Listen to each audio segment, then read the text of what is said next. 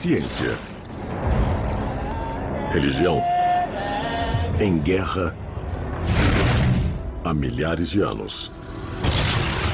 Cada vez que depende de um teste, fica provado que a ciência tem razão. Conforme a ciência progredia, Deus ia tendo cada vez menos o que fazer. E ainda hoje pode ser que a fusão da fé com a tecnologia nos aproxime mais do que nunca da solução do grande mistério da vida. Por eu ser um religioso convicto, a ciência é o meu jeito de ir em busca do mistério de Deus. Provando a existência de Deus.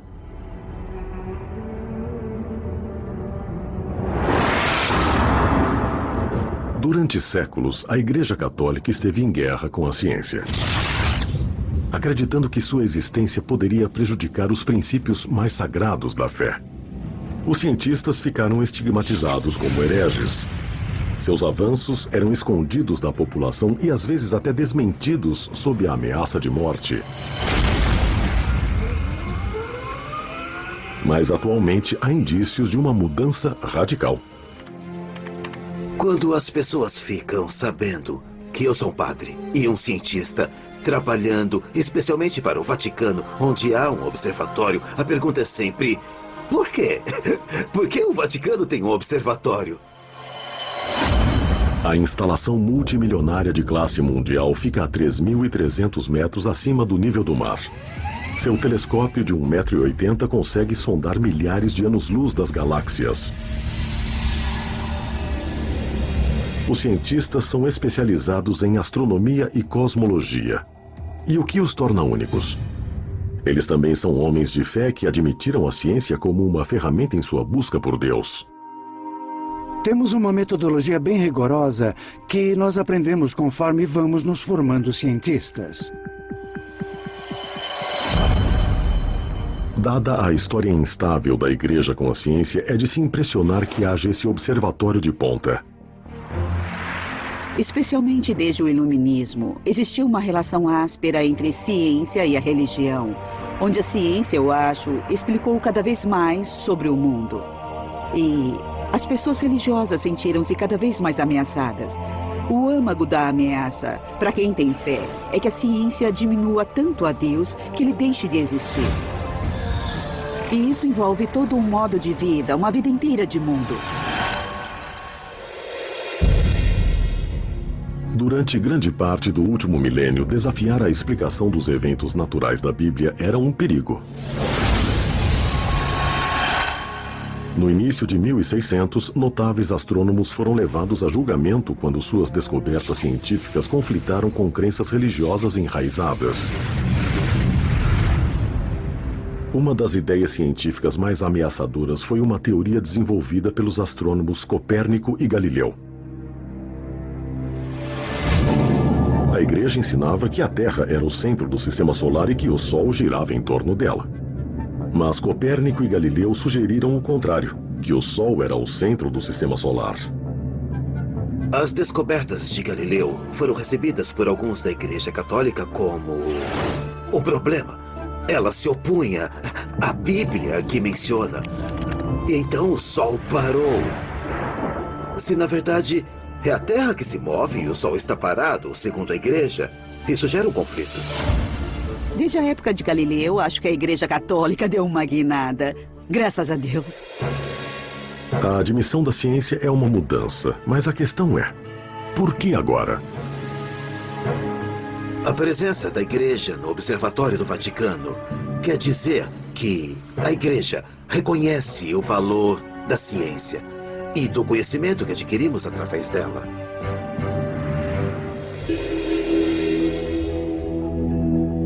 Enquanto a maior parte da ciência olha para as estrelas buscando as respostas do desconhecido, esses homens anseiam por algo bem mais específico: provar que Deus existe.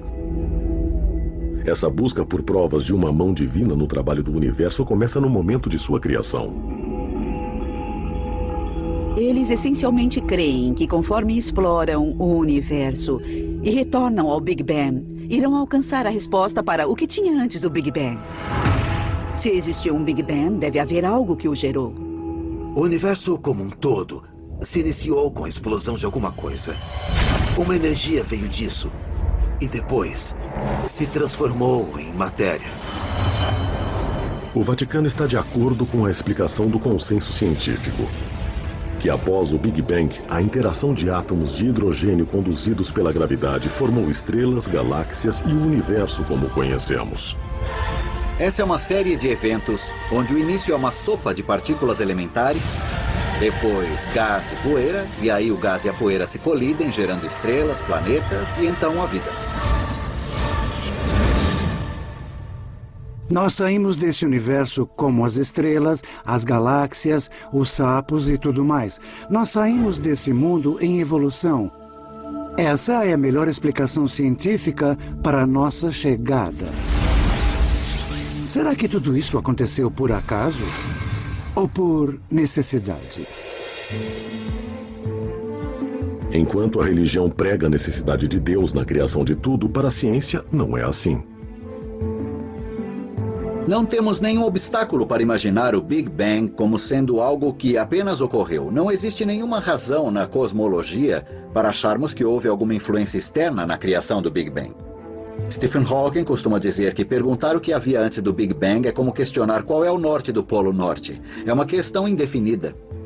Hawking recentemente provocou controvérsias ao dizer: por haver uma lei como a gravidade, o universo pode e irá criar a si mesmo do nada. Stephen Hawking e outros que propuseram esse início ao universo disseram: não precisamos de Deus.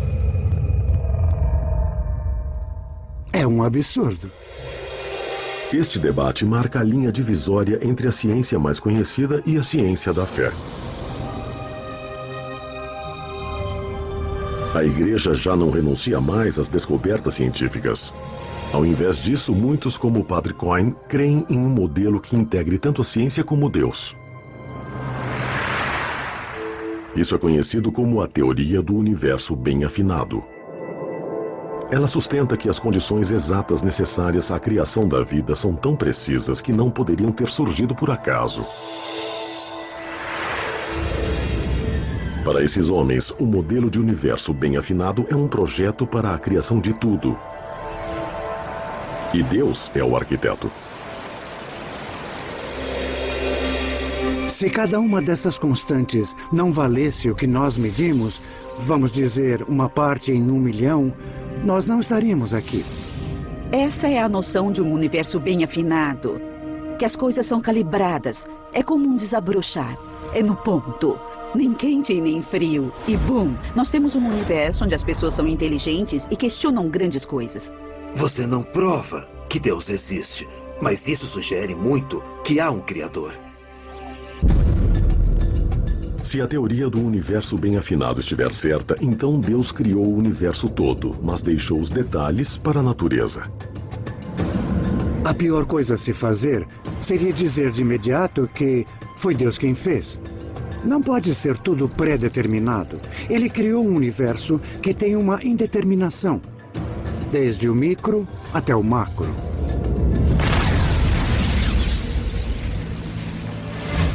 E essa nova filosofia pode fazer com que a Igreja fique mais perto que nunca de uma prova de Deus. O Observatório do Vaticano é somente uma parte dessa mudança, voltada em direção ao aproveitamento de novas tecnologias em uma busca contínua. Mas o espaço não é a única fronteira nessa pesquisa. Os arqueólogos e os caçadores de relíquias estão igualmente procurando evidências palpáveis de Deus aqui na Terra. Suas pesquisas se iniciaram com a Bíblia. Ela tem estado no centro do conflito entre ciência e a fé desde o início. Alguns estudiosos questionam as origens de muitos livros da Bíblia e os acontecimentos que eles descrevem. Se olharmos a Bíblia como um documento literal, a ciência aponta algumas divergências. Mas os fiéis verdadeiros a veem como a palavra literal de Deus. E agora eles usam a ciência para tentar provar isso. Se a investigação científica provar que alguns dos milagres bíblicos podem ter de fato ocorrido, muitos acreditam que isso também poderá provar a existência de Deus. Etiópia. Ao norte da Etiópia, um homem está na trilha da maior descoberta de todas. Fui treinado como um policial científico. Agora uso essas habilidades para tentar solucionar os antigos mistérios da Bíblia. Atualmente estamos em uma jornada bem empolgante para possivelmente resolver um dos maiores mistérios de todos os tempos. Sua missão: achar a Arca da Aliança Perdida, um baú misterioso construído para guardar as tábuas em que os 10 mandamentos foram escritos. Para muitos, a Arca é nada mais que uma lenda. Mas os fiéis creem, e isso irá revelar a prova física de Deus. De acordo com o Velho Testamento, Deus se comunicou com os judeus por meio dessa arca. Ali há um objeto que foi um sinal de Deus e a confirmação dele ter estado na terra. Esse objeto fundamental da adoração dos judeus e, de repente, sumiu. E um puff saiu do nosso campo de visão e ninguém sabe o que aconteceu com ele. Se a arca constitui uma prova definitiva de Deus, é um tema para debate. Mas primeiro, ela tem que ser achada. Assim como Cornuck, arqueólogos e pesquisadores vasculharam o globo buscando as pistas de seu paradeiro. Mas depois de milhares de anos, as pistas estão frias. Em sua busca, Cornuck mira uma área rica em possíveis evidências. Me falaram que puseram sangue nisso. Relatos históricos. O Albas está me mostrando um buraco que foi feito nessa pedra. Eles afirmam que aqui foi onde o mastro da tenda ficou, e a tenda era o tabernáculo. E novas pistas que logo poderiam levá-lo à arca.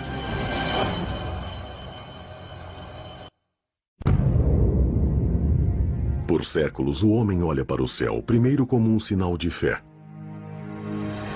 E depois, pela reflexão científica. Agora é o encontro dessas duas doutrinas opostas que podem conter a solução do maior mistério da vida, a prova da existência de Deus. Bob Cornuck está na linha de frente dessa busca por evidências concretas, na procura pela Arca da Aliança Perdida. Um dos artefatos mais importantes do Velho Testamento, existe a crença de que a arca contém o poder onipotente de Deus. Essa descoberta poderia mudar tanto a ciência quanto a religião. Mas ela está perdida há milhares de anos. Estamos procurando pela Arca da Aliança. Esse objeto fundamental da adoração dos judeus simplesmente saiu do nosso campo de visão. Estava ali por um momento e de repente desapareceu como um passe de mágica. Cornuck se concentrou na história da arca à procura de pistas essenciais. As instruções sobre como construir a arca foram dadas a Moisés por Deus como um projeto. Acredita-se que a arca é grande o bastante para conter as tábuas de pedra dos 10 mandamentos.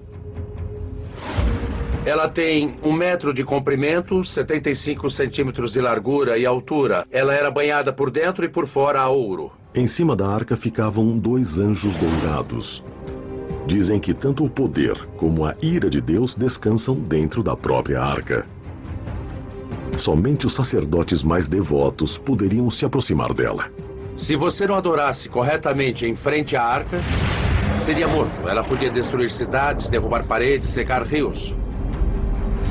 Em 960 a.C., a arca foi colocada dentro do primeiro templo de Salomão, em Jerusalém. Esse relato no Livro dos Reis é a última vez que a arca é mencionada na Bíblia. Ninguém na Bíblia fala, e a arca foi roubada ou ela foi destruída. Ela só deixa de existir. Os estudiosos da Bíblia divergem sobre onde e quando a arca desapareceu. Várias teorias persistem. Para Cornuck, a liderança mais forte surgiu de pesquisas iniciadas na década de 80 por Graham Hancock, um correspondente do The Economist. Hancock teorizou que a arca foi tirada do Templo de Salomão durante o reinado de um rei pagão. Essa pessoa é Manassés, um rei mau, maníaco e louco, que colocou ídolos pagãos dentro do templo. Essa profanação do templo teria forçado os sacerdotes devotos que vigiavam a arca a protegê-la por qualquer meio necessário.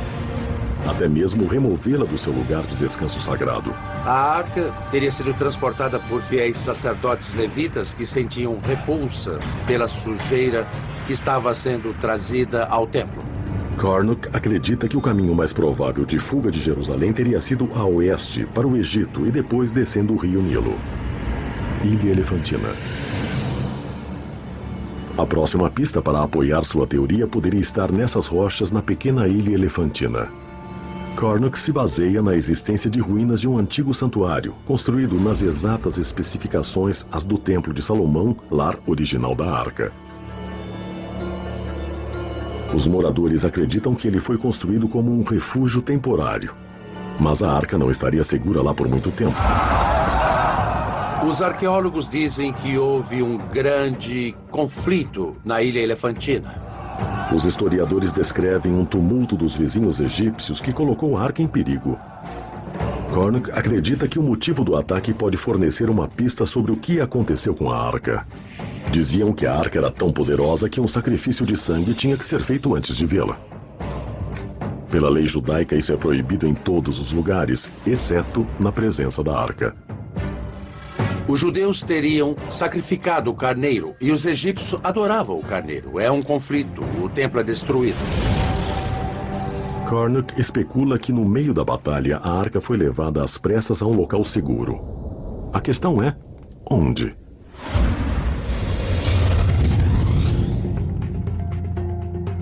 A um continente de distância da Etiópia, o livro do Êxodo chamou a atenção de outro pesquisador que procura reduzir a lacuna entre ciência e fé. Cambridge, Inglaterra. Tenho muita fé na ciência e acho que é possível ter uma visão científica completa do mundo que seja totalmente coerente. Mas eu também acho que se você olhar para a Bíblia, há esses indicadores que Deus de fato existe. O Sr. Colin Humphreys, um físico e cristão devoto, acredita que a ciência é a chave para desvendar os mistérios do Velho Testamento. E pode finalmente provar que Deus programou esses acontecimentos épicos. Sua investigação começa com um dos momentos mais emblemáticos da Bíblia: a divisão do Mar Vermelho. Egito. 1446 a.C. De acordo com o livro do Êxodo, Moisés e os judeus escaparam da escravidão, mas encontram-se encurralados entre a espada e o mar. Os judeus estavam de fato presos, eles não tinham saída. E de repente, vem esse vento que sopra o mar para trás a noite toda. E tem uma terra exposta. E os judeus pensam, Deus, que maravilha, e todos cruzam correndo. E claro, o exército do faraó os persegue logo atrás. Mas a água volta e atinge o exército.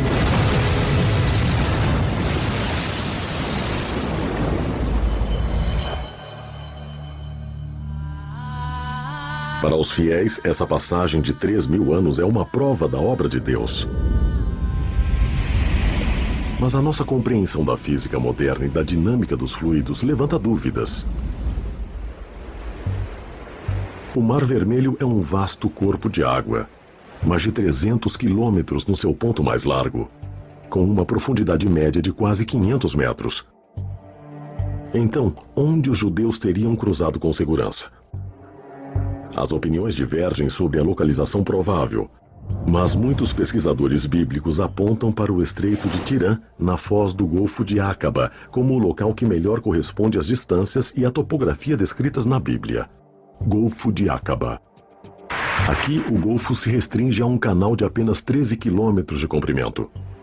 Um cume de recifes de coral no fundo do mar cria a parte mais rasa do Mar Vermelho.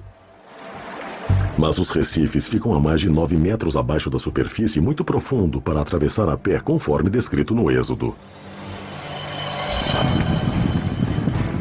E há também o problema das tropas do faraó. O Êxodo conta que o exército egípcio perseguia os judeus em fuga. Se o relato bíblico é verídico, como eles tiveram um destino diferente? Para quem não acredita, a improbabilidade desses eventos é a prova de que o relato do Velho Testamento não é mais que uma história. Bíblia Sagrada. Agora, a ciência pode resolver a questão. Quando eu, como cientista, leio a história do êxodo do Egito, a minha inclinação natural é dizer como isso pode acontecer. A explicação pode ser um simples princípio físico, aquele que pode ser observado em um copo simples de água. É um fato muito simples. Se encher um copo d'água até a borda e assoprar, você fará a água transbordar. E se tiver um sistema de vento forte em um grande lago de água, ele força a água para fora, e isso é bem conhecido pelos geólogos e cientistas. Em casos extremos onde grandes quantidades de água são deslocadas por esse fenômeno, os cientistas também observaram uma forte reação. Uma parede de água barulhenta retorna para preencher o vazio. A teoria de Humphreys sobre a separação do Mar Vermelho se pauta nesse fenômeno natural acontecendo em grande escala. Um evento conhecido como vento direcionado, seguido por um evento de reação conhecido como pororoca. O cientista atmosférico Dr. Carl Drews, do Centro Nacional de Pesquisa Atmosférica, acredita que Humphreys pode estar certo. O vento direcionado ocorre quando um vento forte sopra por um longo tempo sobre uma superfície de água. E gradualmente a água se move na direção do vento, se afastando da costa, fazendo a superfície do oceano descer. Então o que sobra é uma porção de terra seca onde havia antes o fundo do mar. Usando o poder de supercomputadores, Drews estudou o efeito do vento direcionado em locais que vão do Nilo até a costa da Inglaterra. Há 2 episódios que ocorreram nos Grandes Lagos em 2006 e 2008. O vento direcionado é observado a cada 5 ou 10 anos no Lago Erie. Há essas fortes rajadas que vêm do oeste e que causam tempestades em Buffalo. Mas do lado de Toledo, que é o lado contra o vento, grandes partes do lago estarão completamente secas e a água desaparece no horizonte. Tem-se observado que a diferença de altura entre uma extremidade do Lago Erie e a outra pode ser até 5 metros. Absolutamente incrível. Espera-se que a água do Lago Erie fosse nivelada. Com um vento forte soprando por muitas horas, a diferença é de 5 metros. Mas seria necessária uma tempestade de extrema força para partir o Mar Vermelho, até mesmo nas partes mais rasas de 9 metros do Estreito de Tirã. Para ocorrer um vento direcionado aqui, fortes rajadas teriam que soprar por horas em uma direção precisa. Para podermos ver um vento direcionado forçando a água por quilômetros, precisamos de uma longa extensão de água. Êxodo 14. Humphreys se volta para a evidência bíblica em busca de pistas sobre a tempestade. O relato no Êxodo descreve um vento forte vindo do leste que sopra a noite toda. Ele teoriza que se ventos fortes sopraram pela extensão do Golfo de Aqaba por várias horas, um vento direcionado com força suficiente para expor a ponte de terra pode ter ocorrido. O Golfo de Aqaba tem 180 quilômetros de comprimento e se fizermos as somas com um vento furacão, pode-se forçar a água para trás pelo menos 730 ou 1.600 metros. Aproveitando os dados recolhidos dos satélites da NASA, o Dr. Carl Drews cria um modelo de oceano e mapeia o terreno do Golfo para examinar os possíveis efeitos desse tipo de tempestade. Eu usei mapas geológicos e levantamentos, o percurso dos sedimentos para reconstruir a disposição das lagoas e dos rios que havia no período do Êxodo. Depois, juntei isso com o modelo do oceano em um supercomputador e apliquei um vento digital, um vento soprando a 100 km por hora. Seria difícil andar nessa ventania, mas é possível, dá para andar para frente. Furacões e ciclones se desenvolvem mais frequentemente sobre o oceano aberto. Então, em relação aos padrões climáticos globais, poderia uma tempestade dessa magnitude ter como alvo o Mar Vermelho, que é cercado por terra? Um estudo oceanográfico na Universidade do Estado da Flórida calculou que uma tempestade assim pode atingir esta região somente uma vez a cada 2.400 anos. Uma probabilidade pequena, mas cientificamente possível. Combinando o relato bíblico da travessia ao modelo científico, Drews constrói uma linha do tempo que coincide com as condições descritas no Êxodo. A tempestade perfeita. A Bíblia diz que isso ocorreu durante uma noite. Então, o vento que soprava durante 12 horas de repente para e eu acho que as águas se separam por um período de 4 horas e depois elas se juntam outra vez. Mas mesmo com essas 4 horas para cruzar a ponte de terra exposta, teria sido impossível que 2 milhões de judeus atravessassem o Mar Vermelho e fugissem. A evidência científica desmente o relato bíblico? Seria muita gente para passar por um pequeno espaço em apenas 4 horas. Esse número é incrivelmente grande. Muita gente acha que a história do Êxodo é inventada. Humphreys atribui essa discrepância a uma tradução problemática do Êxodo. No hebraico antigo, a mesma palavra pode ter diferentes significados. E a palavra que foi usada para milhares no livro do Êxodo é uma palavra hebraica chamada Aleph, mas que também pode significar um grupo ou uma tropa. Sabemos da literatura egípcia que a tropa de um exército egípcio tinha somente 10 homens. Então, se levarmos em conta essa tradução e fizermos as contas, acabamos não tendo 650 mil homens com mais de 20 anos, e sim cerca de 5 mil homens com mais de 20 anos. Adicionando as mulheres e crianças, isso dá 20 mil pessoas, bem mais administrável. Se esse novo cálculo de Humphreys for exato, ele reforça o argumento de que o milagre do Mar Vermelho realmente ocorreu. Humphreys calcula que uma multidão desse porte conseguiria atravessar um leito de mar de 13 quilômetros em 4 horas. Então, assim, tudo se encaixa. E a matemática, que é complicada, de repente fica simples e tudo combina tão bem que só pode ser a solução correta. É um tipo de descoberta de arrepiar. Um modelo de computador avançado também pode validar uma peça final do milagre do Mar Vermelho. Ao estreitar o tempo de travessia a um intervalo de 4 horas, a ciência pode ter resolvido como os judeus conseguiram escapar. E também como possivelmente os egípcios encontraram seu destino. Em um dos maiores massacres descritos na Bíblia.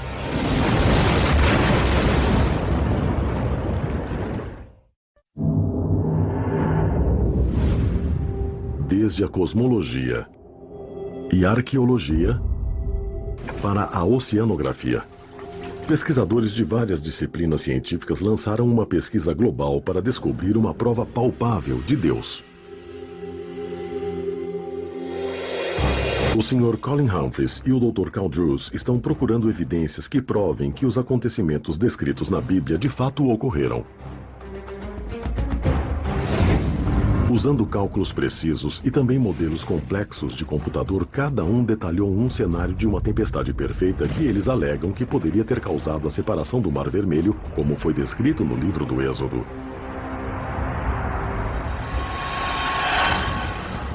Segundo sua teoria, um fenômeno conhecido como vento direcionado causou ventos de força e duração raras que separaram as águas tempo suficiente para que os judeus cruzassem seu caminho para a liberdade através de uma porção de terra exposta. Mas o livro do Êxodo também descreve a destruição repentina do exército do faraó conforme eles perseguiram os judeus pelo leito do mar. Para explicar isso, Drews e Humphreys apontam para a força adversária natural que pode acompanhar os casos extremos de vento direcionado. Uma pororoca. O termo define o fenômeno onde uma maré volta com um deslocamento de água tão forte que cria uma onda gigante de força enorme. Quando o vento para, de repente a água retorna e haveria essas paredes de água agitada vindo com tudo. E esmagando quem sobrou ali no caminho. Os cálculos de Drews revelam que um vento direcionado poderoso o bastante para dividir o Mar Vermelho teria desencadeado uma pororoca de enorme magnitude. Quando li essa história pela primeira vez, eu pensei, bom, se a água voltou, por que apenas não fugiram? Mas o que a matemática mostra é que, se você tem uma água que foi forçada para trás pelo vento direcionado e o vento de repente para, essa água volta em forma de pororoca. Ela não volta gradualmente, ela volta de repente mesmo. E é isso que fala o livro do Êxodo. Moisés estendeu a mão dele sobre a água e o vento parou de soprar. Se foi invocada pelas mãos de Moisés ou se foi uma reação natural do vento direcionado, uma pororoca com essa força teria destruído o exército do faraó em um instante. De repente, eles ouvem um barulho distante e olham e alguma coisa parecida com uma montanha de água caindo sobre eles pelos dois lados e pela parte de trás. Aquilo varreu aquelas pessoas para o mar. E é precisamente o que diz o livro do Êxodo. Então, até os detalhes no Êxodo se encaixam com o que sabemos pela ciência moderna. Essas pororocas são raras, e um modelo matemático preciso para prever esse fenômeno tem frustrado os cientistas há séculos. Até agora. A matemática é bastante complicada, é chamada de equação diferencial de segunda ordem. Há 300 anos não era possível fazê-las, há 200 anos também não. As pessoas não tinham nenhuma explicação, mas agora podemos dizer que se encaixa com a ciência moderna e que combina com o mecanismo natural. Somente com o advento dos supercomputadores, as previsões de fluidos dinâmicos desta complexidade foram possíveis. A tecnologia está abrindo uma nova fronteira na busca de Deus. Mas enquanto esses fenômenos naturais oferecem uma explicação científica para os acontecimentos descritos em Êxodo, somente isso não prova Deus. Pode ser que Moisés tivesse muita sorte. Pode ser que ele soubesse prever o tempo muito bem. Então você diz, por que chamamos isso de milagre? Foi por causa da precisão. Eles teriam sido destruídos. É um evento muito improvável de acontecer justo na noite que você precisa dele. Se Moisés tem essa sorte, todos devíamos apostar nele. Então foi essa precisão que mostrou a mão de Deus no evento. Tanto Drews como Humphreys concordam que a evidência de Deus não está nos eventos naturais em si, mas sim na sua milagrosa precisão. Em última análise, está além dos poderes da ciência explicar como uma tempestade que ocorre uma vez na vida foi acontecer na hora e no lugar exato para resgatar os judeus. Eu acho que a ciência responde os comos, como isso aconteceu. E a religião responde os porquês. Algumas pessoas pensam que se for possível explicar um milagre, pode-se explicar tudo. Eu não acredito nisso. Nós devemos esperar que Deus opere no universo dentro das regras que Ele mesmo construiu. Então, para mim, isso não substitui a fé. Na verdade, é um salmo que diz que quando Deus abriu o Mar Vermelho, Ele não deixou suas pecadas na água. Então, obviamente, Deus não era visível. Enquanto seu trabalho tem estreitado a lacuna entre a ciência e o sagrado, esses cientistas admitem que, por enquanto, a fé é necessária para preencher as últimas lacunas. Os cientistas devem ser humildes e perceber quando sua ciência não alcança o sobrenatural. Nós só estudamos o natural. Então eu estudo o movimento do vento e da água. De acordo com a Bíblia, Deus enviou o vento na hora certa e mandou Moisés estar lá.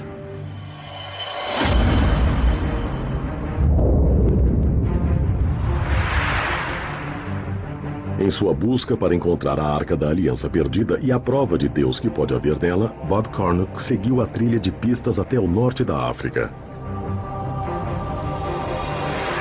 Se a Arca foi tirada do seu lugar de repouso de 300 anos na Ilha Elefantina, Cornuck acha que a rota segura mais provável teria sido seguir o Nilo até a Etiópia. E é até aqui que a busca de Cornuck o trouxe hoje. Estamos indo para Gondar, que é um lugar onde os judeus moram até hoje. E eles dizem que são os descendentes das próprias pessoas que trouxeram a Arca da Aliança para a Etiópia. Aqui os judeus constituem menos de 1% da população. Mas a existência dessa comunidade isolada não é prova concreta de que a Arca passou por aqui. A maioria dos especialistas acredita que a presença de judeus aqui é pura coincidência. Estudiosos consideram ridícula a ideia da Arca da Aliança ter vindo para cá. Nós vamos descobrir se os estudiosos podem estar errados. Estamos na aldeia Falat, em Gondar, Etiópia. Esta é uma das cidades mais singulares do mundo. Houve uma época em que aqui foi uma florescente comunidade judaica. Hoje a maioria dos judeus de Falat se foram, mas em toda parte os sinais de sua presença permanecem. Dizem que a comunidade judaica que vivia aqui nesta aldeia Falat veio para cá 400, 500 anos antes de Cristo. Temos pilhas de pedras. Essas sepulturas podem ter milhares de anos. Os habitantes, na maioria, seguem as tradições judaicas típicas, exceto uma. Eles fazem sacrifícios de sangue. Isso não é feito em nenhum lugar do mundo, mas é feito aqui, nesta aldeia Falat, há centenas, se não milhares de anos. Poderia ser esse um vínculo definitivo com a Arca? Cornuck procura a única rabina restante da comunidade falante. Tudo bem? Como vai? Há quanto tempo os judeus estão nessa área? Tá bom. Desde 500 anos antes de Cristo. Tá, ela disse que os judeus estão aqui desde 500 anos antes de Cristo, e é isso que eu acho que a nossa evidência mostra. Ela sabe que os falates fazem sacrifício de sangue?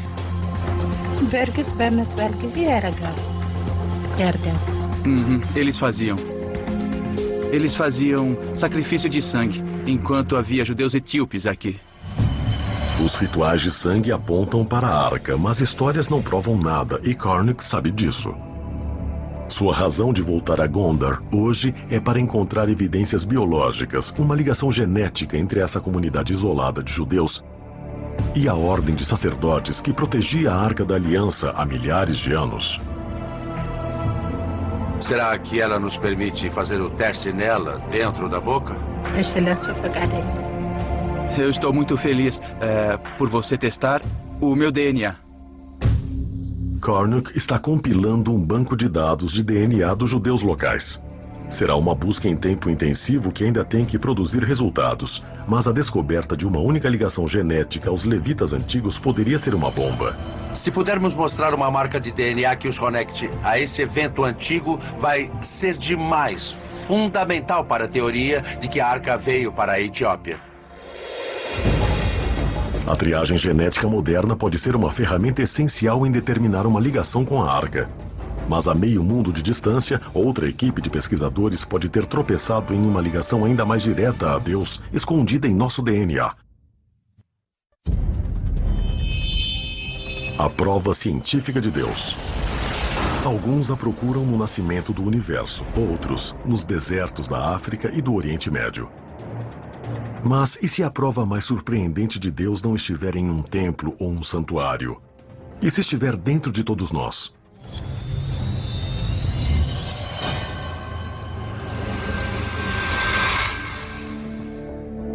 Uma pesquisa genética recente provocou um debate explosivo.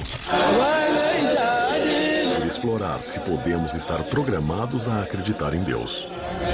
O renomado biólogo molecular Dr. Dean Hamer descobriu o que ele chama de gene de Deus. A prova de que a crença em Deus, ou talvez até o próprio Deus, está codificado em nosso DNA. Os cientistas tentam desmentir Deus há muito tempo. Não deu certo, e não há sinal de que vá funcionar no futuro.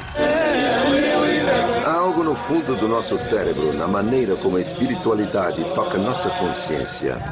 E isso, portanto, serviu de razão para a pergunta: existe alguma base genética para essa característica? O Dr. Hamer se deparou com o tópico por acidente. Eu estava estudando o papel dos genes em outros traços de personalidade na orientação sexual, os quais são conhecidos por terem um componente biológico. Aconteceu de eu estar usando um questionário de personalidade que incluía um item chamado autotranscendência.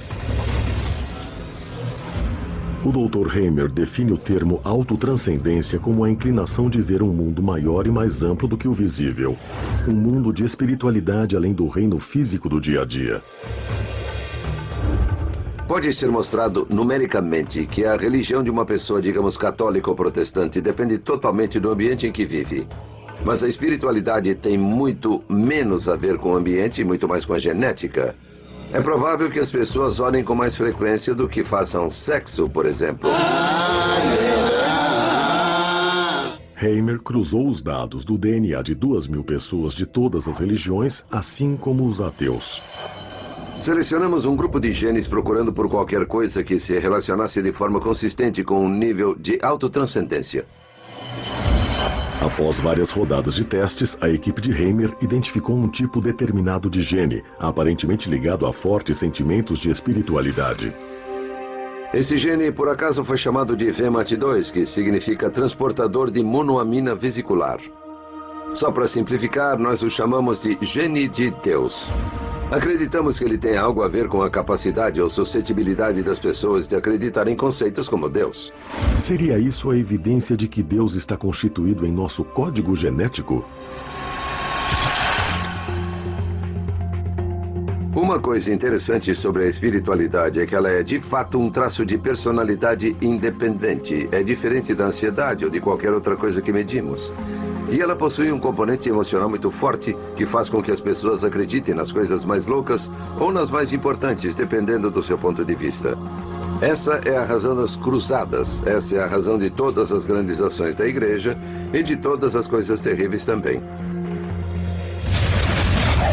Hamer diz que o gene de Deus age como uma droga que banha o cérebro humano com neurotransmissores chamados monoaminas, que regulam o humor e a percepção. O gene de Deus equilibra essas monoaminas enquanto elas são transportadas de célula a célula e afeta as respostas emocionais do indivíduo.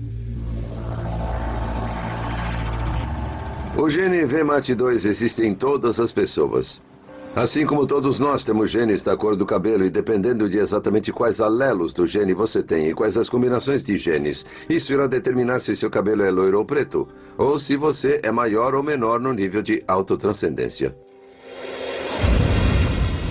Quanto mais forte for o alelo ou a versão do gene que a pessoa tiver, mais provável será que ela sinta a presença de Deus.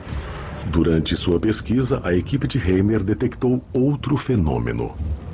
Os efeitos de uma poderosa forma do gene de Deus às vezes podem ser reforçados ou copiados por drogas alucinógenas. Se olharmos para algumas drogas psicodélicas como psilocibina, por exemplo, ou LSD, elas são equivalentes à serotonina. Elas se parecem com serotonina, mas enganam o cérebro.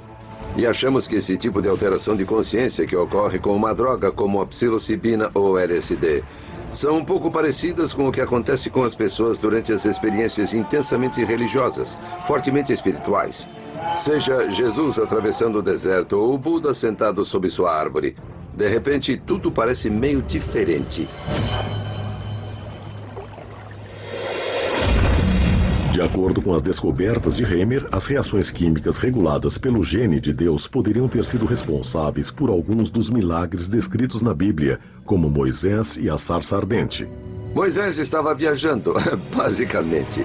Agora, pode ser que ele estivesse em uma viagem porque Deus estava falando com ele na sarça ardente, ou pode ser que ele estivesse em uma viagem porque misturou um cogumelo ruim na sopa naquele dia.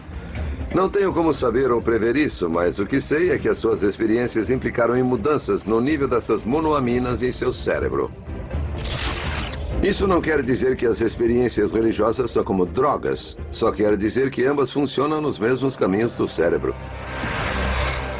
Possuir o gene de Deus que o torna mais espiritual é como ter um pouquinho mais de psilocibina em toda a sua vida.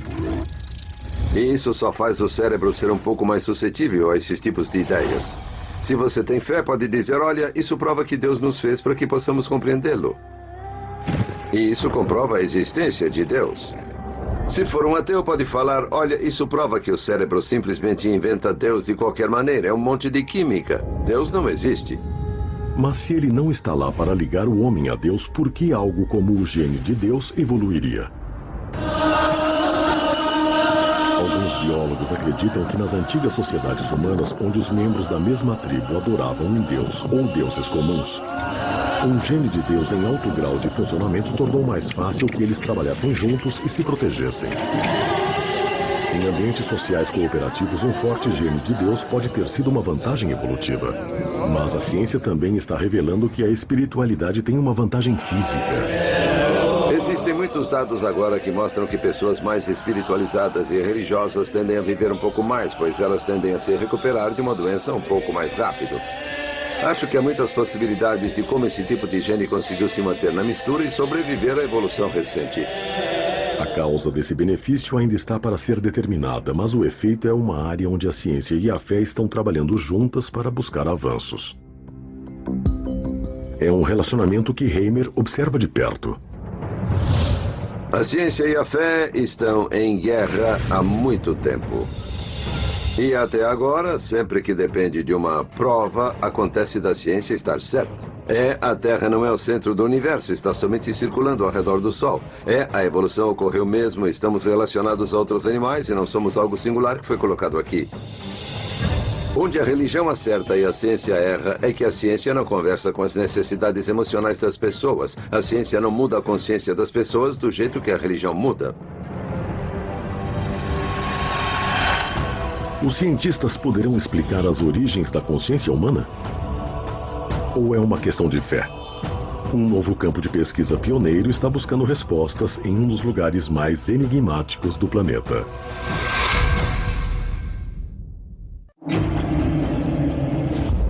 Por toda a história, o homem se esforça para explicar a sua própria existência. E durante séculos, essa pesquisa levou a uma resposta: Deus. Os avanços científicos do século passado levantaram dúvidas sobre a existência de um ser supremo. Mas agora a fé e a ciência estão se encontrando para tentar resolver a nossa maior questão: será que Deus existe?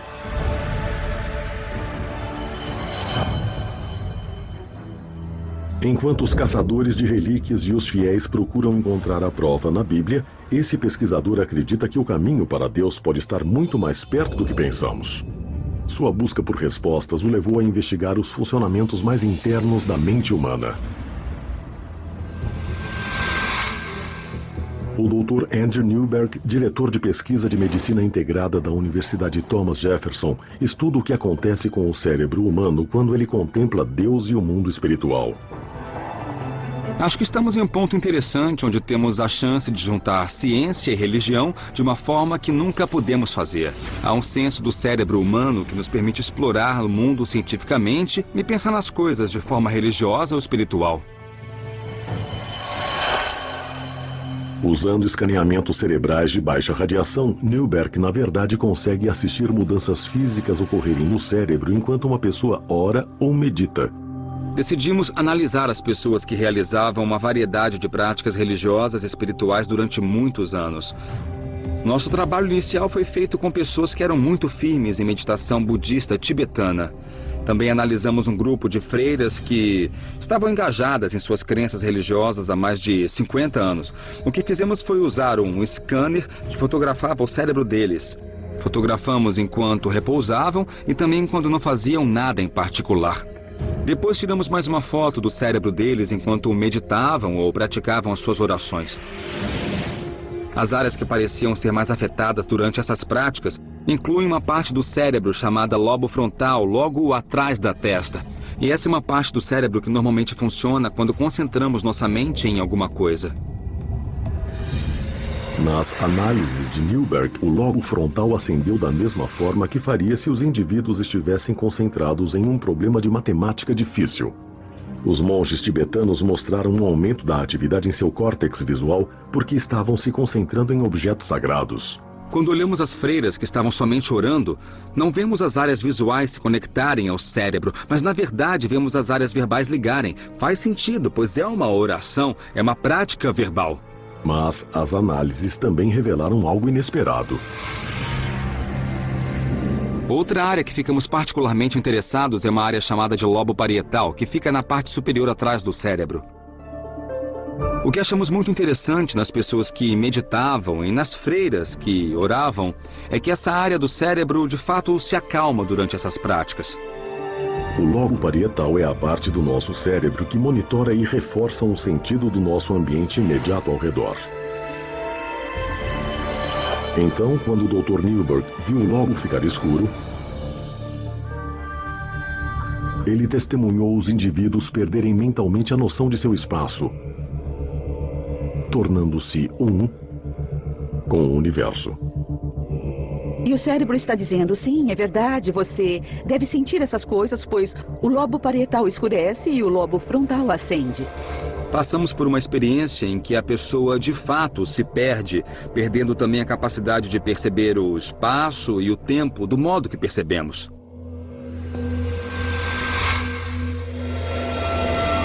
As análises do Dr. Newberg seriam a prova de Deus?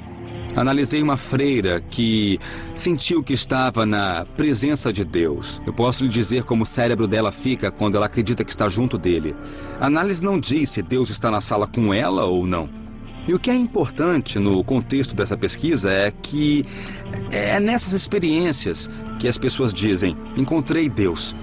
Ou descobriram alguma coisa que liga totalmente o nosso universo, uma conexão global que quando olhamos nossa realidade material não conseguimos enxergar.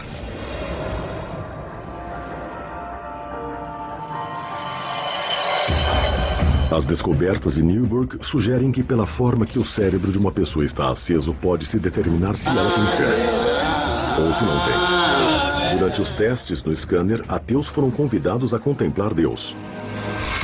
Então, ao vermos o cérebro de um ateu contemplando Deus, o que percebemos é que nos lobos frontais não há de fato um grande aumento da atividade como há quando vemos as freiras que estão meditando e se concentrando em Deus. O que concluímos em termos de como interpretamos essa descoberta é que um ateu de fato não entende a coisa. Indivíduos não religiosos com experiência em meditação foram convidados a colocarem-se em uma espécie de estado de transe. Os resultados revelaram que sua atividade cerebral era bem diferente das freiras ou monges em um estado transcendente similar, mas religioso. Eles realmente não querem pensar em Deus ou têm problemas para pensar nele. E pode ser que os lobos frontais não acenam, porque, na verdade, eles não entendem, não conseguem guardar aquilo na mente, não podem se concentrar nisso tão profundamente como alguém que é religioso ou espiritual, porque no que diz respeito àquilo, o religioso entende melhor. Entender seria o resultado da fé ou a causa?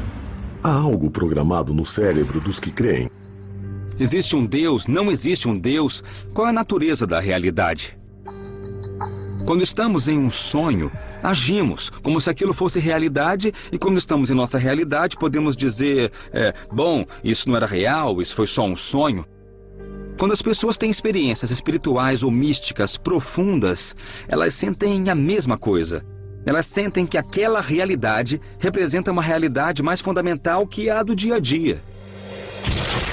Será que isso significa que Deus é uma invenção de nossa mente? Ou será que o lobo frontal seria um canal com um poder supremo? Será que existe algo além do nosso cérebro que não captamos nos exames, mas ainda assim encontramos de algum jeito uma prova? Na verdade, para mim, fazer perguntas é bem importante. E eu acredito que questionar seja sempre o correto. Enquanto a busca por evidências do Todo-Poderoso no cérebro humano continua, outros estão procurando a prova física da presença de Deus na Terra. Na Etiópia, Bob Carnock está caçando um dos artefatos mais sagrados mencionados na Bíblia: a Arca da Aliança Perdida. A Arca Dourada que dizem conter os 10 mandamentos e que desapareceu há milhares de anos. A sua recuperação e autentificação poderia validar vastas partes do Velho Testamento e poderia até ser um canal direto com Deus. Carnock seguiu um rastro de pistas pelo Nilo até a sua origem, o Lago Tana. Estamos cruzando o lago e temos uma viagem de barco de umas 3 horas. Tempestades frequentes e águas infestadas de crocodilos fazem dessa uma travessia traiçoeira. Se a arca foi trazida aqui pelos seus protetores, as defesas naturais do Lago Tana podem ter afastado os possíveis inimigos. A remota localização teria sido um esconderijo ideal para o artefato sagrado. Esse lago é muito grande e possui algumas ilhas interessantes. Podem ser as peças de um quebra-cabeça que resolveriam o mistério do local onde a Arca da Aliança está e para onde ela foi. A mais de 50 quilômetros da costa fica uma ilha proibida. Um penhasco com mais de 13 metros de altura delineia o perímetro. Um obstáculo assustador que poderia ter salvado a arca de caçadores e ladrões. Aqui é a ilha Tanakirkos e dá para ver que parece uma fortaleza. Como alguém pode escalar essa parede e ao mesmo tempo trazer a arca junto? Tanakirkos é habitada por monges que tomam muito cuidado com estranhos. Eles guardam uma série de artefatos raros que poderiam comprovar que a arca ficou escondida na ilha por 800 anos. Alguns desses tesouros nunca foram vistos por estranhos. Determinado a ter acesso aos artefatos, Carnock visitou a ilha antes, trabalhando para ganhar a confiança dos monges. Olá. Oi. Esse é Abba Gabriel. Ele é um grande amigo meu. É considerado um homem santo e reverenciado por milhares de pessoas. Vamos ver a aldeia dele e ver também os artefatos que podem estar ligados de um jeito bem singular à verdadeira Arca da Aliança. As relíquias ficam protegidas em um bunker trancado. Estamos aqui na frente de uma porta que guarda tesouros, coroas de reis, instrumentos que eles dizem que conseguiram trazer para cá de Jerusalém com a Arca da Aliança. A presença de Deus está literalmente nesses objetos. Esses frágeis instrumentos seriam artefatos do ritual de sangue realizado na presença da arca, como uma oferenda a Deus. Karnak tem permissão de examinar uma relíquia crucial. O Gomer, uma antiga bacia que dizem que era usada para colocar o sangue do animal sacrificado. Me disseram que colocavam o sangue aqui, eles mexiam para que não coagulasse, polvilhavam sobre o povo para dar-lhes o perdão. Eles respingavam isso sobre a Arca da Aliança. Os monges de Tanakirkos não permitirão que os artefatos sejam removidos da ilha, tornando a autenticação científica difícil. Mas Karnak acredita que os objetos correspondam à descrição da Bíblia sobre as ferramentas usadas no ritual do sacrifício. Apesar de não haver prova conclusiva, elas fortalecem a teoria de que a arca veio para essa direção. A dificuldade é que não existe uma pessoa que possa entrar lá e dizer com certeza isso que você tem é da Bíblia. Essas coisas combinam muito bem com o relato bíblico. Dá para tirar as palavras da Bíblia e literalmente colocá-las sobre esses objetos, que se encaixam perfeitamente. A história toda se junta aqui e tudo nessa ilha vem a calhar. Tanakirkos revela mais pistas. Estamos aqui neste penhasco. É bastante cortado dos nossos dois lados e acaba na água. E o Abbas está me mostrando um buraco que foi cavado na pedra. Eles afirmam que esse é o lugar onde a vara da tenda ficava. Havia 4 deles que sustentavam uma tenda. E essa tenda era o tabernáculo da Arca da Aliança no deserto. Essas pedras aqui são os outros 2 furos do encaixe. Eles, na verdade, os pegaram, os tiraram do bloco de granito de lá e trouxeram-nos aqui como lembranças de quando a Arca da Aliança ficava no tabernáculo. Essas descobertas sustentam a teoria de que a arca estava aqui na ilha de Tanakirkos. Mas enquanto Karnak procura pela prova de Deus, muitos dos fiéis recorrem a um poder superior, procurando ajuda em um objetivo mais urgente: a cura do câncer. Onde a medicina falhou, esse curandeiro do Texas pode trazer a salvação. Esses resultados impressionantes evidenciam o poder da oração ou o placebo.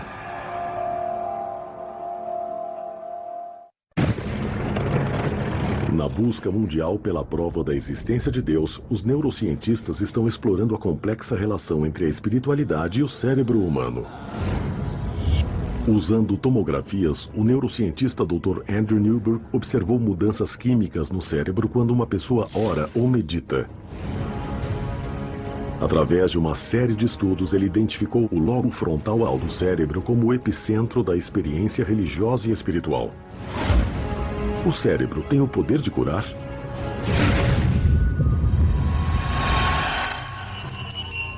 Desde os primeiros dias da história humana, o homem crê no poder de cura pela oração. Por séculos, existem curandeiros ganhando dinheiro com esse fenômeno. Enquanto muitos permanecem céticos em relação à prática, os resultados obtidos por alguns curandeiros levantam a questão se há algo milagroso acontecendo mesmo. As multidões que clamam para serem vistas pelo Dr. Aysan Naimi acreditam que estão testemunhando Deus trabalhando pelas mãos de um homem. Esse é de verdade. Só mais um dos milagres de Deus. O Dr. Naimi é um ex-anestesista que virou curandeiro. Se eu chamar isso de curandeirismo, significa que sou eu quem cura. Mas, na realidade, a cura não vem de mim. Naimi afirma que ele é um condutor, através do qual a cura passa. O que estou fazendo é provar que Deus existe. Naimi diz que as milhares de curas que ele ajudou ao longo dos anos são a prova de que a ciência e a fé trabalham em uníssono. Eu não posso separar Deus da própria ciência. Quando vamos tratar as pessoas, elas não têm que saber que eu estou orando. Muitos que procuram o Dr. Name tentaram todas as opções que a medicina tradicional pode oferecer. Eu tenho câncer de ovário e procuro por um milagre. Estou no final da linha quanto aos medicamentos. Fiz 3 cirurgias. Então, eu espero por um milagre. Estou rezando para que aconteça. Embora o prognóstico pareça sombrio, as histórias de alguns dos ex-pacientes do Dr. Name parecem dar esperança. Veja Kathy Kerouac, diagnóstico, câncer de pulmão. Eu nunca vou esquecer um momento em que o Dr. Name estava orando no meu ombro e depois no meu externo, na região do peito. E, de repente, meus pulmões se abriram pela primeira vez na minha vida e dei a maior puxada de ar fresco que já senti entrar em meus pulmões. E eu não parava de dar essas respiradas longas. Ele apenas se abriu. E eu não pude acreditar. Ela veio com o estado de espírito certo. É por isso que sentiu a cura bem rápido. Uma semana após a visita ao Dr. Name, os exames revelaram um resultado impressionante. O tumor desapareceu. O oncologista de Kathy não podia dar nenhuma explicação médica. Ele disse, eu nunca diria isso aos meus pacientes. Ele falou, foi embora. Sumiu totalmente. Ele disse, Kathy, você foi abençoada com um milagre. Não deixe ninguém fazê-la pensar diferente.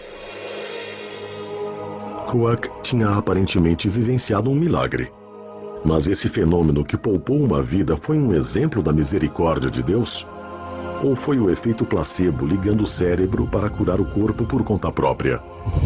Quando as pessoas se envolvem em estados e rituais de profunda espiritualidade, o seu corpo e o seu cérebro mudam. E isso muda talvez a forma que o seu sistema imunológico funciona. Muda o modo como o cérebro e o corpo reagem a diferentes coisas. Muitos cientistas tratam o efeito placebo como algo falso. Mas, de fato, é uma forma de agir muito poderosa do cérebro e pode mudar a maneira como o nosso corpo funciona. Ainda está além do poder da ciência determinar se a cura de Kathy foi um resultado da graça de Deus ou da graça do seu gene de Deus. Mas quer sejam os resultados comoventes da cura pela fé a prova de Deus ou somente a prova do poder do placebo, a busca por evidências científicas de um poder superior continua. Durante séculos, especialistas de todo o mundo têm caçado artefatos religiosos perdidos, procurando evidências que pudessem provar passagens da Bíblia e, finalmente, Deus.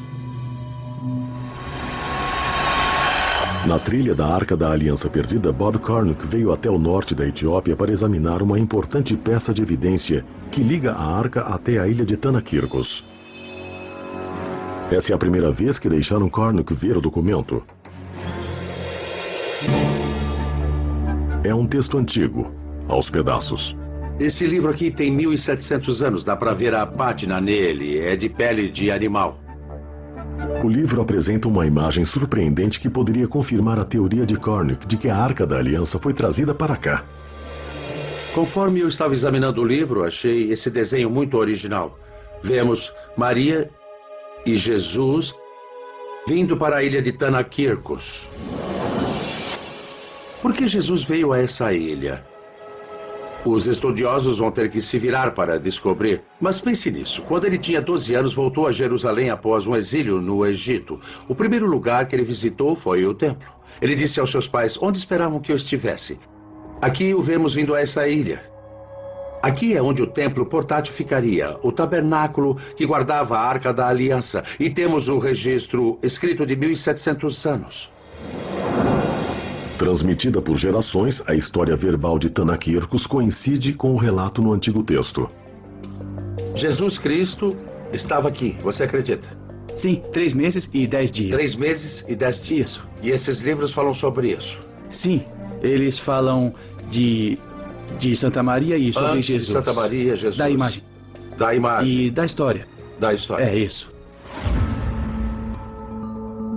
Essa imagem antiga pode ser uma descoberta épica. Se Jesus viajou para essa ilha remota, isso pode ser um sinal de que algo de vital importância estava aqui.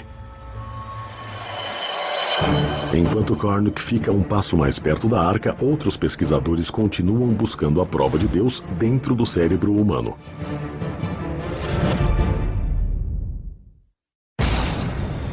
Nos últimos 50 anos, os cientistas se juntaram em uma das maiores questões da humanidade, a busca por provas da existência de Deus.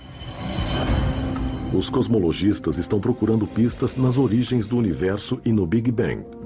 Usando os avanços recentes da tecnologia, os neurocientistas estão procurando dentro do cérebro humano. Eles estão começando a explorar como nosso relacionamento com Deus pode ser determinado por nossa química cerebral. Em 1962, um estudante de Harvard tentou uma ousada experiência para estudar se as substâncias introduzidas no cérebro alteram a nossa percepção de Deus. Ficou conhecido como o experimento da Capela Marsh.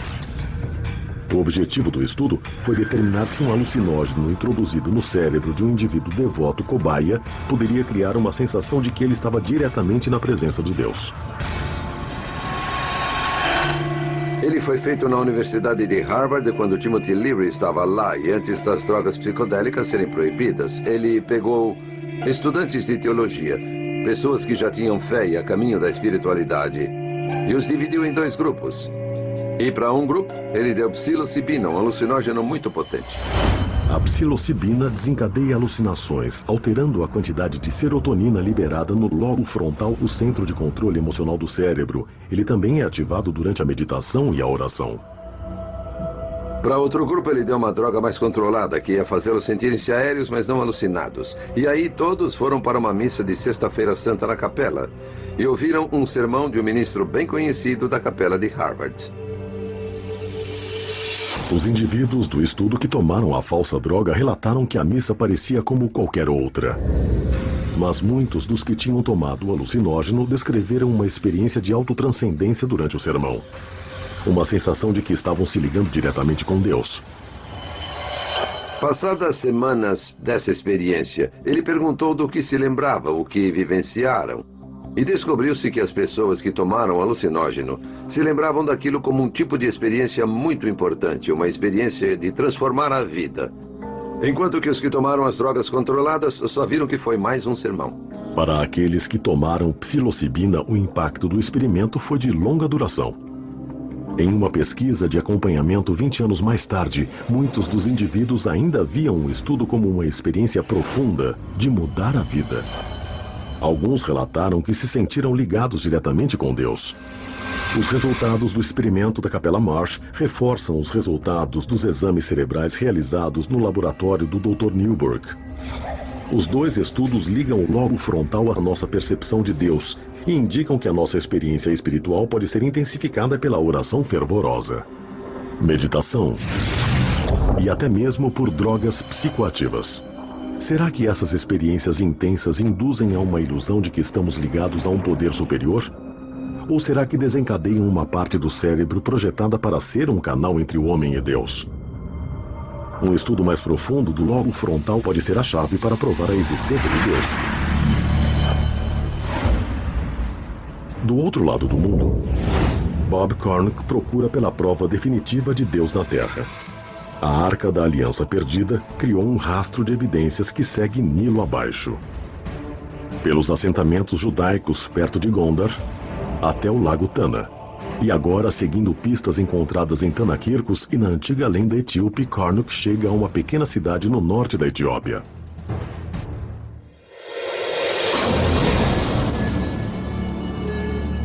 É o fim de uma longa jornada para mim.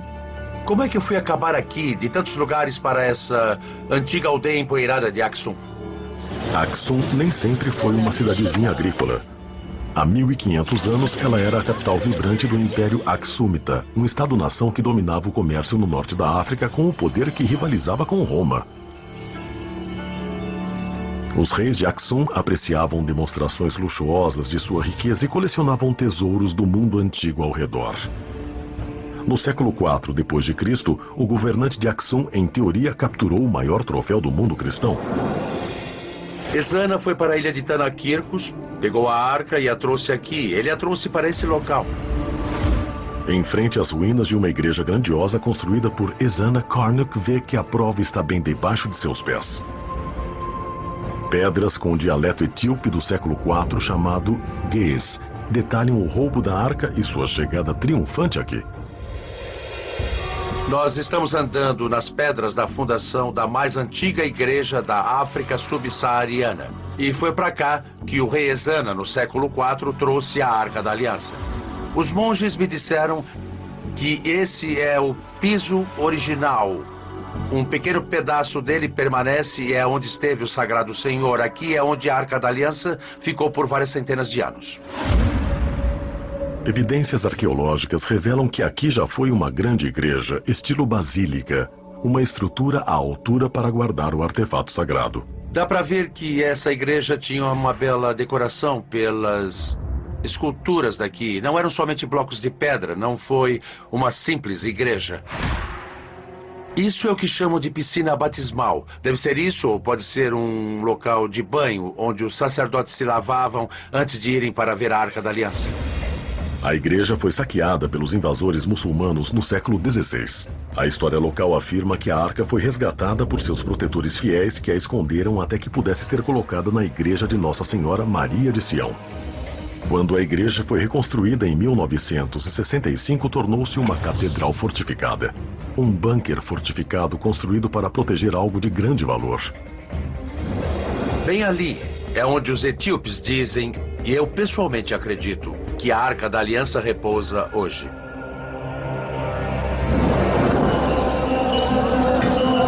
Os moradores de Aksum acreditam que a Arca e os 10 mandamentos estão dentro de uma catacumba altamente segura. Um esquadrão de adoradores dedicados é a primeira linha de defesa. Voluntários equipados com rifles de assalto vigiam esse local dia e noite. Ele disse, há 6 anos, eu sou o guarda dessa igreja. A segurança desse local é muito severa. Mesmo se um intruso conseguir passar pelos guardas armados, há um outro sistema de segurança dentro da igreja. E não é só um edifício grande, com a arca sagrada dentro. Na verdade, existe uma sequência de corredores ali dentro, como um labirinto. Dizem que os corredores são feitos de concreto e são muito estreitos, com curvas bem fechadas. É impossível se mexer ali carregando um objeto grande, como a Arca da Aliança. Mas a maior proteção da arca que existe pode ser a sua própria reputação. Os etíopes creem que ela tem grandes poderes. Eles acreditam que se você ficar na presença desse objeto e não estiver com o coração puro, você vai cair morto, que será queimado vivo. Eles têm a convicção de que essa arca tem poderes supremos bem acima do que imaginamos. Há menos de uma década, 3 monges teriam se esgueirado até a câmara e pararam diante da arca. Um homem morreu no local. Outro morreu 2 semanas depois. Vim até aqui logo após que ouvi falar sobre isso. Me reuni com a família, fui ao túmulo, o vi. O terceiro homem ficou com uma visão muito ruim e ainda está vivo hoje. Eu não creio que a arca tenha os poderes que os etíopes afirmam. Acho que ela tem o poder de dominar a mente. Essas pessoas foram doutrinadas desde que nasceram. Elas não se lembram de uma época em que não foram informadas sobre a arca e os seus incríveis poderes. Somente um ser humano na Terra tem regularmente permissão para ficar na presença da arca. Esse homem seria a chave para revelar o poder de Deus na Terra?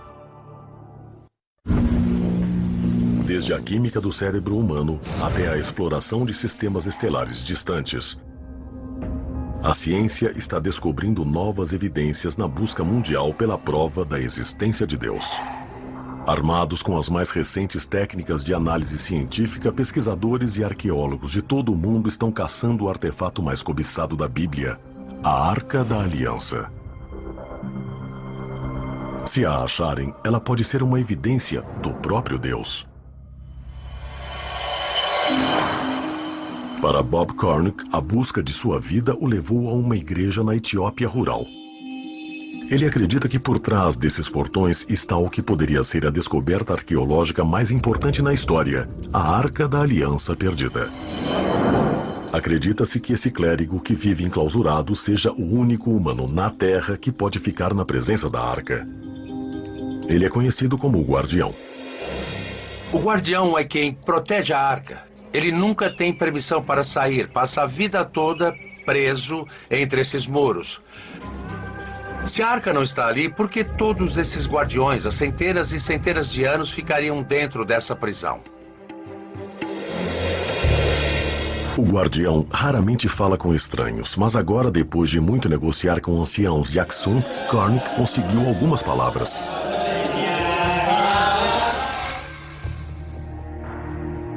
Aqui, em imagens raras, o guardião fala com Karnak através de um pequeno portão na parte de trás da instalação. A sua saúde está boa para adorar com a arca? Você está se sentindo bem? Ele está falando que ele somente faz as suas orações. Orações? Isso mesmo. Obrigado pela atenção. Tá bom, obrigado. Após poucos minutos, o guardião retorna ao seu posto. Bob Karnak está a poucos metros de distância do que pode ser o local de repouso da arca. Mas hoje, ele não vai chegar mais perto. Eu me encontrei com o guardião, segurei sua mão e olhei em seus olhos, os mesmos olhos que possivelmente contemplam a Arca da Aliança. Karnak espera que o seu novo acesso ao guardião e seu relacionamento contínuo com os anciãos de Axum um dia traga a recompensa máxima, a oportunidade de ver a arca. A Arca da Aliança é a preciosidade, é a menina dos olhos de toda a arqueologia. Se alguém chegasse em mim agora e dissesse, Bob, você passará por aquela porta e verá a Arca da Aliança, se eu faria isso, eu agarraria essa chance. Esse é o maior achado arqueológico da história.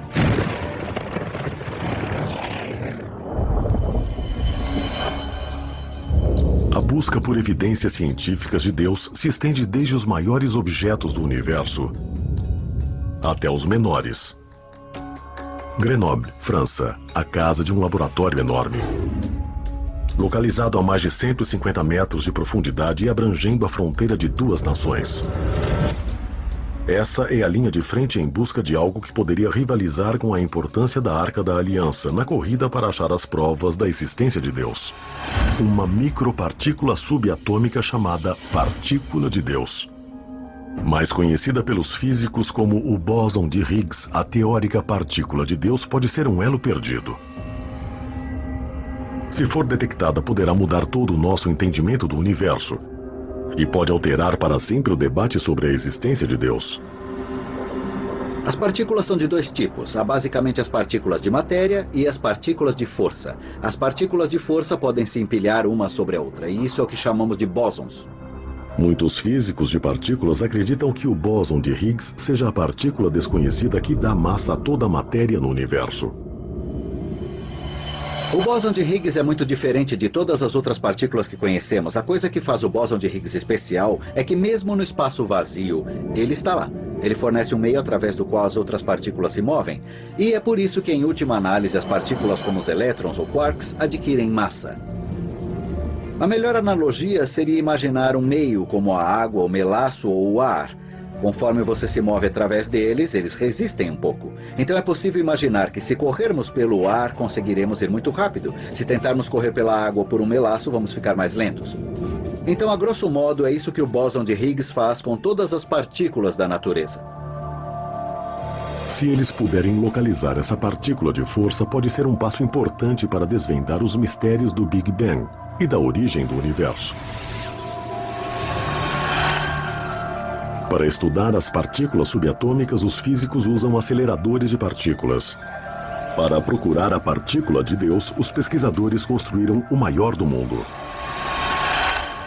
Uma pista oval de 27 quilômetros, conhecida como o Grande Colisor de Hadrons, ou Large Hadrons Collider. Os instrumentos que temos no Grande Colisor são essencialmente as máquinas mais complicadas e mais precisas já construídas pelos seres humanos.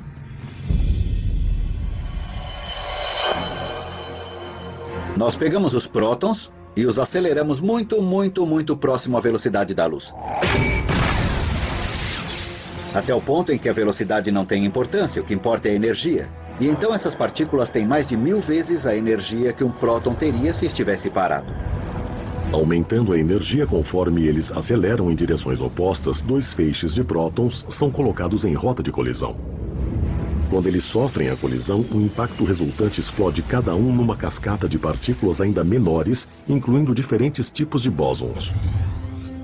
As colisões entre os prótons têm tanta energia que geram uma enorme explosão de partículas diferentes. Os próprios prótons possuem quarks e gluons dentro deles.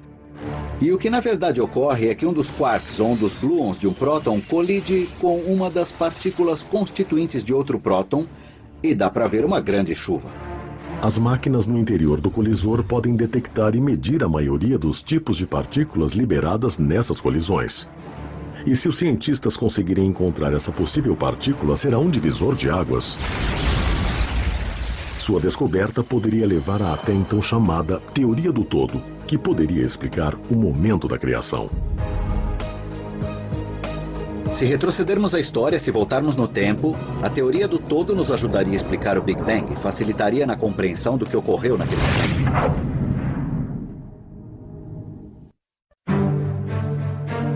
Pesquisadores ao redor do mundo estão ampliando os limites de nosso conhecimento científico, abrindo uma nova fronteira na busca épica da humanidade para achar as provas da existência de Deus. Essa busca levou os físicos a construírem o maior maquinário científico na história da humanidade: o Grande Colisor de Hadrons. O acelerador faz colidir em feixes de partículas subatômicas com energias que se aproximam daquelas encontradas momentos após o Big Bang. Essas colisões permitem aos cientistas sondar os menores blocos constituintes da matéria e energia. Como Einstein diz que E é igual a mc ao quadrado, a energia é proporcional à massa. Se quiser fazer partículas mais pesadas, vai precisar de mais energia, o que significa que é necessário construir máquinas cada vez maiores. O objetivo: encontrar o bóson de Higgs, mais conhecido como a partícula de Deus. Sua descoberta poderá revelar um modelo padrão, uma teoria que resume o nosso conhecimento de mecânica quântica, eletromagnetismo e física de partículas. Encontrar o bóson de Higgs seria realmente um triunfo da imaginação humana. É o último ingrediente da física de partículas do modelo padrão, a última peça do quebra-cabeça. Mas o modelo padrão sozinho não pode nos dar uma compreensão completa da natureza. O modelo padrão não leva em conta a gravidade que todos nós sabemos que existe. Então não estamos procurando somente o bóson de Higgs no colisor. Estamos procurando por todo tipo de coisas. Algo que os físicos gostariam de encontrar seria uma espécie de teoria do todo. O modelo padrão serve muito bem para as forças que conhecemos, o eletromagnetismo, as forças nucleares. Se pudéssemos pôr a gravidade ali dentro, poderíamos ter tudo o que existe no universo. Os cientistas esperam que a partícula de Deus possa ser um trampolim para a teoria do todo. Uma única equação que descreva todas as forças fundamentais da natureza. Gravidade, responsável pela evolução de estrelas e galáxias. As forças nucleares, responsáveis pela união de toda a matéria. E a força eletromagnética, responsável pela luz, pelas interações químicas e pela própria vida. O problema real da teoria do todo é que pode haver uma teoria do todo. Em outras palavras, pode haver um pequeno conjunto de regras, de leis da natureza que simplesmente dão conta de tudo o que acontece em toda a história do universo. Nunca há nenhum desvio dessas leis, não há nada diferente dessas leis, não há nada além dessas leis. Descobrir essa teoria poderia ser essencial para a nossa compreensão de como o universo começou. Uma das coisas que a teoria do todo precisa fazer é unir a gravidade com a mecânica quântica. É o que se precisa para entender o Big Bang. O Big Bang foi um momento em que havia partículas ao redor, então a mecânica quântica é importante, mas o universo estava se expandindo muito rápido, por isso a gravidade era importante. A teoria do todo nos ajudaria a entender o que aconteceu naquele momento. Se uma teoria do todo pode ajudar a explicar a criação do universo, ela pode também explicar o seu criador? Se conhecer uma teoria do todo, se achar que sabe todas as leis da física, com certeza poderia se perguntar: é só isso? Ou seria uma boa chance de falar: essa é a teoria do todo porque alguma inteligência superior a criou assim? Para alguns, a resposta é não. Com a teoria do todo, a ciência iria substituir Deus como resposta para qualquer pergunta sobre o universo. Mas para outros, a teoria do todo é por si só a própria evidência de Deus. Seu projeto de um universo bem regulado. Na expansão do universo, é possível ver uma arquitetura, uma ordem, a energia que se torna matéria, que tem dentro de si essa capacidade incrível de se ordenar e de dar a vida. Einstein usou uma linguagem religiosa o tempo todo. Ele não acreditava em um Deus consciente, que era separado do mundo físico. Mas ele pensou nas leis fundamentais da física como os pensamentos de Deus. Os pesquisadores do colisor realizaram vários testes, mas até agora não tiveram sucesso em suas tentativas de detectar a partícula de Deus. Mas com ou sem a partícula de Deus, a busca por evidências dele continuará. Desde as mais ínfimas partículas até os pontos mais longínquos do universo. Desde a Arca da Aliança até o projeto de Deus para o universo, a busca de provas da existência de Deus é um trabalho em progresso. A ciência prova que Deus existe? No momento, não. Mas eu acho que o único modo de provar se Deus existe ou não, não é só através da ciência, mas pela perspectiva religiosa e espiritual, assim como pela perspectiva empírica da ciência. Mas a própria busca, essa procura da prova quantificável de um Criador, é uma faceta que define a experiência humana. Essa pode ser a questão mais importante da vida. A pergunta mais valiosa da vida é se Deus existe, pois isso vai mudar o modo de viver. E então busque uma prova disso. Será que esse é o local onde a ciência vai finalmente descobrir a prova da existência de Deus? Ou será que o próximo grande passo em direção à nossa compreensão de um poder superior, se existir, pode aparecer em qualquer lugar a qualquer momento? Mas mesmo enquanto a ciência quer saber ainda mais se Deus existe ou não, alguns se perguntam: quanto será que queremos na verdade saber? O Deus das lacunas, o Deus que explica o inexplicável, tornou-se cada vez menor e menor. No que você escolhe acreditar? Prefere acreditar que esse mundo material é tudo que existe e que a ciência pode explicar tudo, tá? Esse dilema confronta até mesmo o mais pragmático dos cientistas. Não acho que a ciência por si só ofereça propósito e significado. Ela não nos diz o que é certo e o que é errado. Mas se quisermos saber o que é certo e o que é errado, é importante basearmos essa discussão no mundo real. E se o mundo real não tem Deus nele, então o propósito e significado tem que vir de outro lugar. Mas conforme a busca de Deus avança, ela inspira os estudiosos e cientistas que veem seu trabalho como uma aproximação da lacuna que ainda separa a fé dos fatos. Eu diria que as pessoas que veem o mundo como um cientista são como pessoas que enxergam com um olho só, como num telescópio. Mas se olhar também pelos olhos da fé, é como ver com os dois olhos. Então terá uma visão mais ampla, mais rica do mundo, uma visão mais tridimensional do planeta.